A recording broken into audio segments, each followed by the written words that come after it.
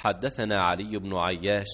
قال حدثنا شعيب بن أبي حمزة عن محمد بن المنكدر عن جابر بن عبد الله أن رسول الله صلى الله عليه وسلم قال: من قال حين يسمع النداء: اللهم رب هذه الدعوة التامة والصلاة القائمة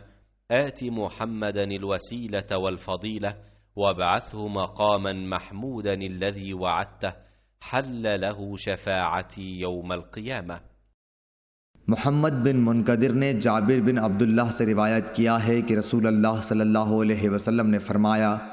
कि जो शख्स अज़ान सुनकर ये कहे: अल्लाहुम्मा रब्ब हाज़िहि दावति ताम्मा व सलातिल क़ाइमति आति मुहम्मदनिल वसीलता वल फ़दीलता वब्अथहु मक़ामम महमूदनिल्लज़ी वअदता, उसे क़यामत के दिन मेरी शफ़ाअत मिलेगी। सही बुखारी हदीस नंबर 614।